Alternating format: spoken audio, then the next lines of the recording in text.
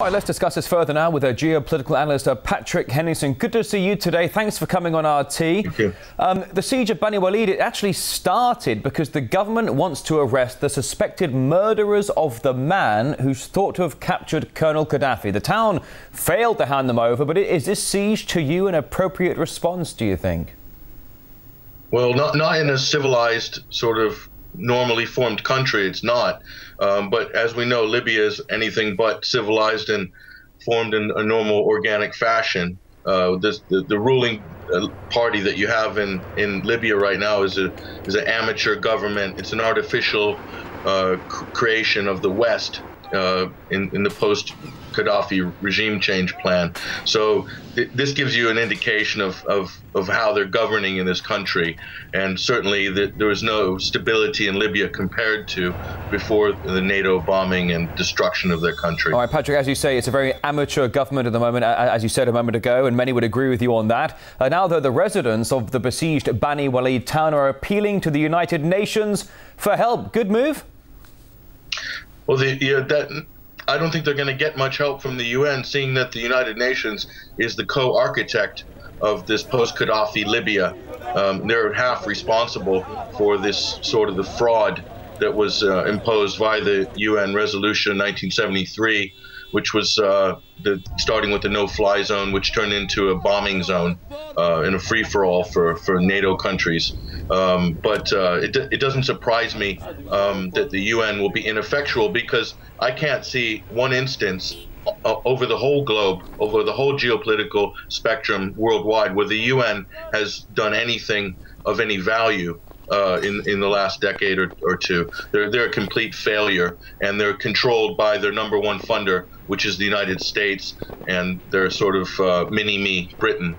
All right, now, as you mentioned a moment ago, I just want to come back to this whole point of you referring to the Libyan government as being amateur, because certainly there's a political crisis in the making. You know, the siege ongoing, the government seeming powerless or perhaps misdirected as to how to deal with it. Do you think the country's new political system could be doomed even before it really gets started here? Well, one thing you can look at really is, you know, with Libya, because the kind of Western imperialist kind of plan with Libya has come after a couple of other so-called successes, which they would count as Afghanistan and Iraq. If you look at the U.S. installed president in Afghanistan, Hamid Karzai, he doesn't have any real legitimacy amongst Afghanis, but he's backed by the U.S. and he's a U.S. puppet.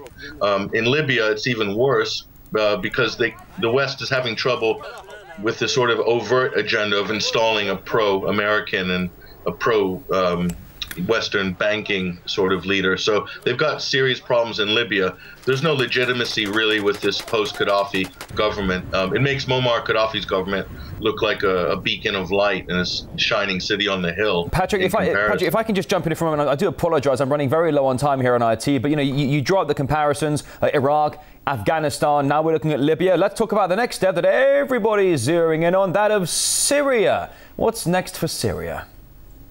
You know, this whole story with Libya and now Syria is directly linked to Libya, because Libya did send al-Qaeda fighters who are being backed by the West in a logistical and financial fashion. But this reminds me of the Spanish Inquisition, Roy, where instead of, you know, Rome imposing Catholicism on the Spanish and people who resist, this is like the freedom and democracy Inquisition. That's really what we're looking at, especially in terms of Libya and Syria. This is the West going in directly or through its proxies or through its Gulf state petro monarchies in order to impose a Western-friendly regime in that country that they can then come in and colonize in a financial way. Particularly, we're talking about private banking and public-private initiatives and selling off the assets of the country to pennies on the dollar to Western countries. And that's what the plan was in Libya. They're having trouble because of instability. And in Syria, it could be much worse, because in Syria, we're looking at a protracted civil war now in the making, or something even worse. Well, there are certainly some that are saying, well, there's already been a civil war ongoing for years, and that of Iraq. And here we have step 1, step 2, step 3, step 4. Patrick Henningsen, geopolitical analyst at Live in London. Many thanks, as always. Thanks, Roy.